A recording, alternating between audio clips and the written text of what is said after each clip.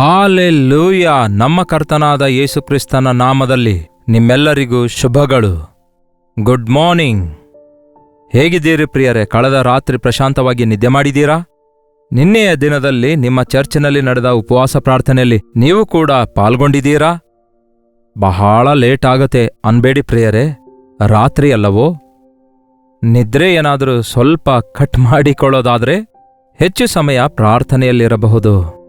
ನಿನ್ನೆ ಪ್ರಾರ್ಥನೆ ಮಾಡಿದ್ದಕ್ಕೆ ಈ ದಿನ ಪ್ರಾರ್ಥನೆ ಮಾಡುವ ಅಗತ್ಯ ಇಲ್ಲ ಅನ್ನುತ್ತೀರೋ? ಮೇಲಿಂದ ಮೇಲೆ ನಾವು ಪ್ರಾರ್ಥನೆ ಮಾಡಿಕೊಳ್ಳುತ್ತಲೇ ಇರಬೇಕು. ನಿನ್ನೆ ಶ್ರಮೆ ಬಂತು, ಈ ದಿನ ಬರದೇ ಇರುತ್ತದೋ? ನಿನ್ನೆ ಹಸಿವೆ ಆಯಿತು, ಈ ದಿನ ಆಗಲ್ಲ ಅಂತೀರಾ? ನೋಡಿ, ನಾವು ಪ್ರತಿ ದಿನ 3 ಹೊತ್ತು ಊಟ ಮಾಡುತ್ತೇವಲ್ಲವೇ? ಅದಕ್ಕೆ ನಾವು ಆರೋಗ್ಯವುಳ್ಳವರಾಗಿ ಬದುಕುತ್ತಾ ಇದ್ದೇವೆ. ಹಾಗೆಯೇ ದೇವರ ವಾಕ್ಯ ಕನಿಷ್ಠ 3 ಹೊತ್ತಾದರೂ ಧ್ಯಾನಿಸಬೇಕು. ದಿನಕ್ಕೆ ಕನಿಷ್ಠ 3 ಆವರ್ತಿ ಮೊಳಕಾಲೂರಿ ಪ್ರಾರ್ಥಿಸಬೇಕು. ಅವಾಗಲೇ ದಾನಿಯೇಲನಂತಹ ನಂಬಿಕೆ, ಅವಾಗಲೇ ದಾನಿಯೇಲನಿಗುಂಟಾದಂತಹ ದರ್ಶನಗಳು, ದಾನಿಯೇಲನು ಹೊಂದಿಕೊಂಡ ಭಾರ ನಾವು ಕೂಡ ಹೊಂದಿಕೊಳ್ತೇವೆ. ತಲೆಬಾಗಿಸಿ ಒಂದು ಚಿಕ್ಕ ಪ್ರಾರ್ಥನೆ ಮಾಡೋಣ. ಪರಿಶುದ್ಧ ದೇವರೇ, ನಿಮಗೆ ವಂದನೆಗಳು. ಪ್ರತಿದಿನ ನಿಮ್ಮ ಸನ್ನಿಧಿಯಲ್ಲಿ ನಿಮ್ಮ ವಾಕ್ಯಕ್ಕಾಗಿ ಕಾದುಕೊಂಡು ಪ್ರಾರ್ಥಿಸಲು ನಮ್ಮೆಲ್ಲರಿಗೂ ಸಹಾಯ ಮಾಡಿರೆಂದು ಕ್ರಿಸ್ತನ ನಾಮದಲ್ಲಿ ಬೇಡುತ್ತೇವೆ ತಂದೆಯೇ, ಆಮೇನ್. ಹೇಗಿವೆ ಪ್ರಿಯರ ದಿನಗಳು? ಭಯಂಕರವಾಗಿವೆ ಅಲ್ಲವೋ? ಯುದ್ಧ ನಡೆಯುವಂತಹ ದೇಶಗಳಲ್ಲಿ ಬಹಳಷ್ಟು ಕಡೆಯಲ್ಲಿ ಈಗ ಸೆಕ್ಯುರಿಟಿಯನ್ನು ಹೆಚ್ಚಿಸಿದ್ದಾರೆ.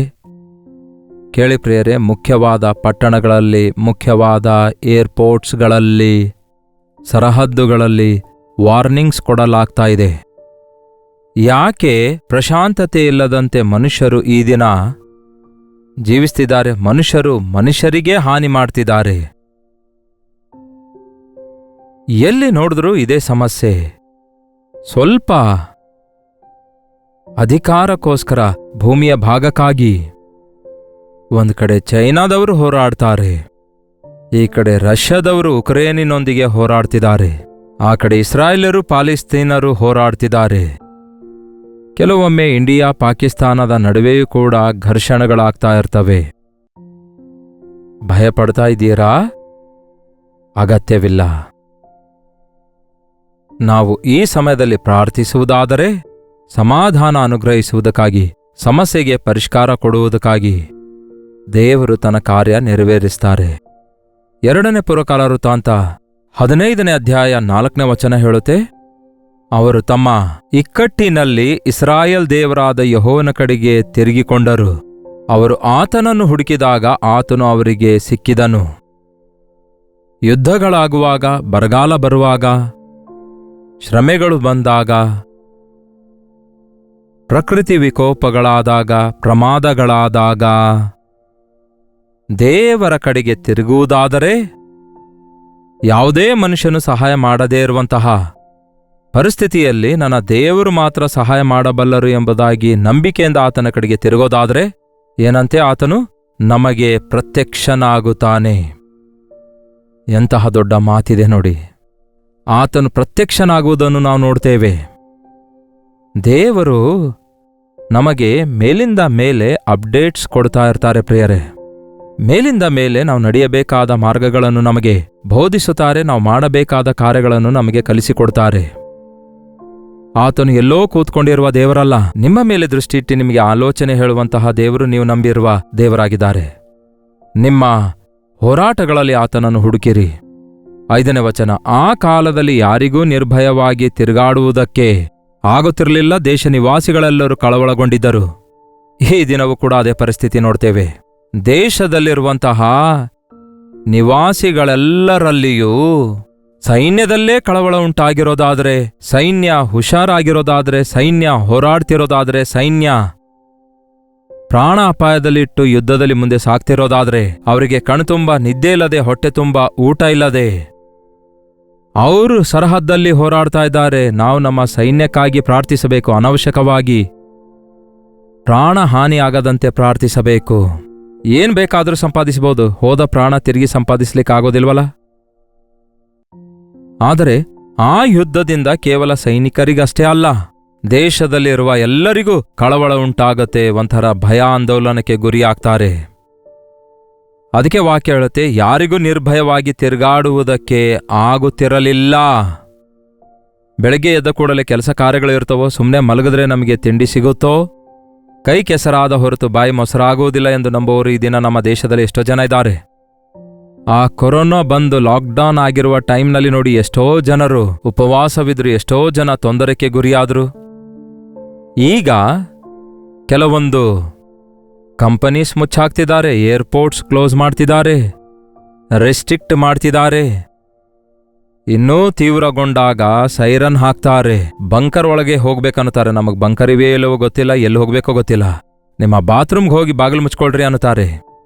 ಇಂತಹ ಭಯದಿಂದ ಕಳವಳಗೊಳ್ಳಬೇಡಿರಿ.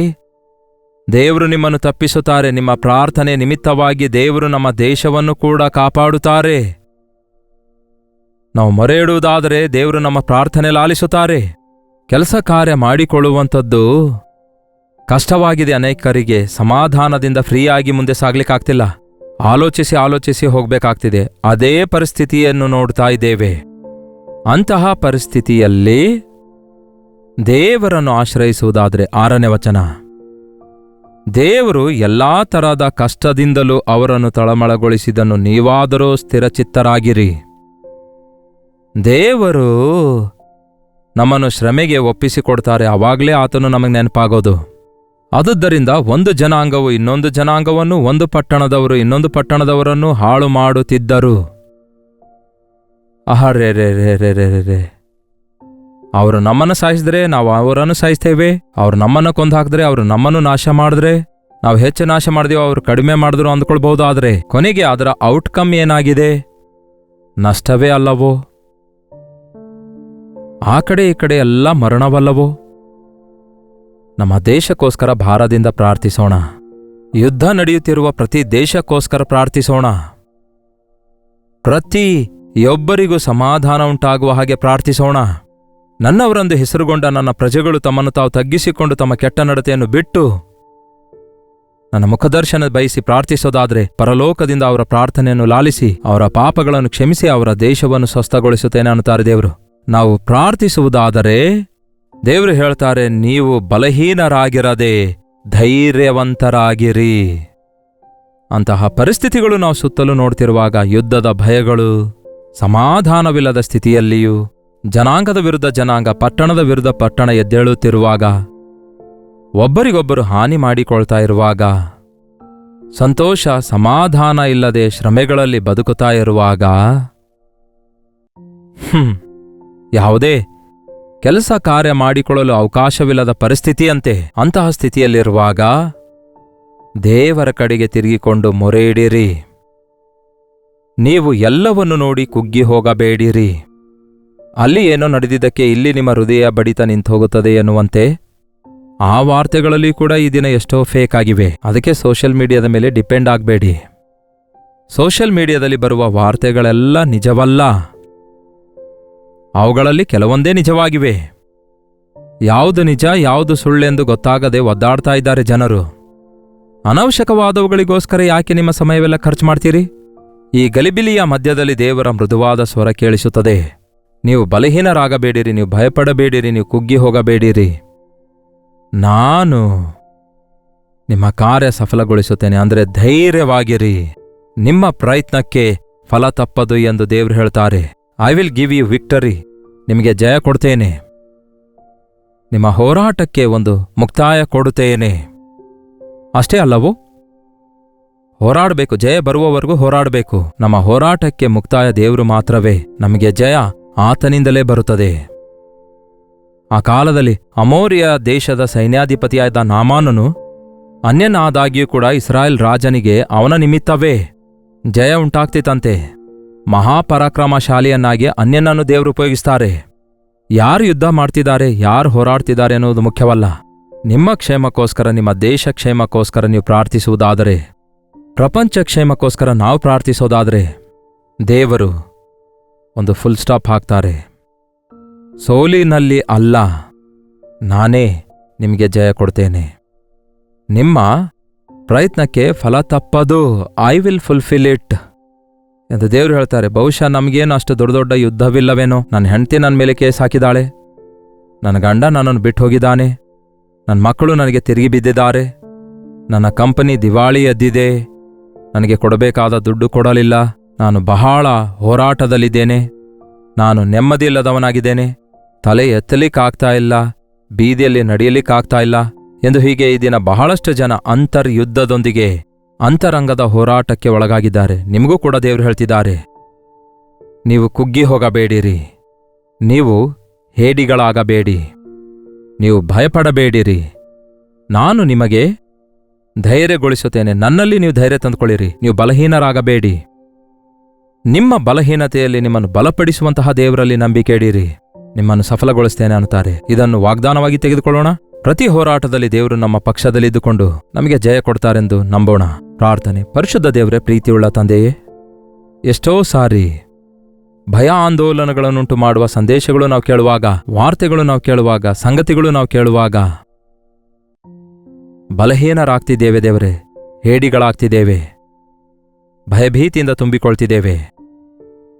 ನಾವು ಕೆಲಸ ಕಾರ್ಯ ಮಾಡಿಕೊಳ್ಳದೆ ಎಲ್ಲಿಂದಲ್ಲೇ ಎಲ್ಲವನ್ನು ಬಿಟ್ಟು ಮುಂದಕ್ಕೆ ಸಾಗಲಾರದೆ ಏನು ಮಾಡ್ಲಿಕ್ಕಾಗದೆ ಕೈಲಾಗದವರಾಗ್ತಿದ್ದೇವೆ. ಅಂತಹ ಸಮಯದಲ್ಲಿ ಸುತ್ತಲೂ ನೋಡಿ ಭಯಪಡದೆ, ನಮ್ಮನ್ನು ನಾವು ನೋಡಿಕೊಂಡು ಕುಗ್ಗಿ ಹೋಗದೆ, ನಮ್ಮ ಪಕ್ಷದಲ್ಲಿರುವಂತಹ ದೇವರ ಶ್ರೇಷ್ಠತೆಯನ್ನು ಗುರುತಿಸಿ, ನಿಮ್ಮೊಳಗಿರುವವನು ಲೋಕದೊಳಗಿರುವವನಿಗಿಂತಲೂ ಶ್ರೇಷ್ಠನು ಎಂಬ ಮಾತನ್ನು ಜ್ಞಾಪಕ ಮಾಡಿಕೊಂಡು ನಿಮ್ಮಲ್ಲಿ ನಿರೀಕ್ಷೆ ಇಟ್ಟು ನಿಮ್ಮ ಕಡೆಗೆ ತಿರುಗಿಕೊಳ್ಳಲು, ನೀವು ಕೊಡುವ ಬಲವನ್ನು ಹೊಂದಿಕೊಂಡು ಸಫಲತೆಯನ್ನು ನೋಡಲು, ಜಯವನ್ನು ನೋಡಲು ನಮ್ಮಲ್ಲಿ ಪ್ರತಿಯೊಬ್ಬರಿಗೂ ಸಹಾಯ ಮಾಡಿರಿ ಎಂದು ಕ್ರಿಸ್ತನ ನಾಮದಲ್ಲಿ ಬೇಡುತ್ತೇವೆ ತಂದೆಯೇ, ಆಮೇನ್. ನಮ್ಮ ತಂದೆಯಾದ ದೇವರ ಪ್ರೀತಿಯು, ಮಗನಾಗಿರುವ ಕ್ರಿಸ್ತನ ಕೃಪೆಯು, ಆದರಣೆಕರ್ತನಾದ ಪವಿತ್ರಾತ್ಮನ ಸಹವಾಸವು ಕೂಡಿ ಬಂದಿರುವ ನಮ್ಮೆಲ್ಲರ ಸಂಗಡ ಇಂದಿಗೂ ಸದಾಕಾಲಕ್ಕೂ ನೆಲೆಯಾಗಿರಲಿ. ಆಮೇನ್. ದೇವರಿಗೆ ಸ್ತೋತ್ರ. ನಿಮ್ಮ ಪ್ರಾರ್ಥನಾ ಮನವಿ 8939731313 ನಂಬರ್ಗೆ ಹಾಗೂ ಇತರ ದೇಶದಿಂದ ವೀಕ್ಷಿಸುವುದಾದರೆ ಕೊಡಲ್ಪಟ್ಟ ಇದೇ ನಂಬರ್ಗೆ ಒಂದು ಟೆಕ್ಸ್ಟ್ ಇಲ್ಲವೇ ವಾಯ್ಸ್ ಮೆಸೇಜ್ ಮುಖಾಂತರ ಒಂದು ವಾಟ್ಸಾಪ್ ಕಳಿಸಿಕೊಡಿರಿ. ನಿಮಗೋಸ್ಕರ ನಾವು ಪ್ರಾರ್ಥಿಸ್ತಿದ್ದೇವೆ. ತಪ್ಪದೆ ದೇವರು ನಿಮಗೆ ಉತ್ತರ ಕೊಡ್ತಾರೆ. ನೀವು ಪ್ರಾರ್ಥಿಸಬೇಕು ಪ್ರಿಯರೇ. ಕರ್ತನ ಚಿತ್ತವಿರುವುದಾದರೆ ಮತ್ತೆ ನಾಳೆ ಇದೇ ಅನುದಿನದ ಧ್ಯಾನ ಎಂಬ ಕಾರ್ಯಕ್ರಮದಲ್ಲಿ ಮತ್ತೊಮ್ಮೆ ಭೇಟಿಯಾಗೋಣ. ಅಲ್ಲಿವರೆಗೂ ದೇವರ ಮಹಾಕೃಪೆ ನಿಮ್ಮೆಲ್ಲರೊಂದಿಗಿರಲಿ.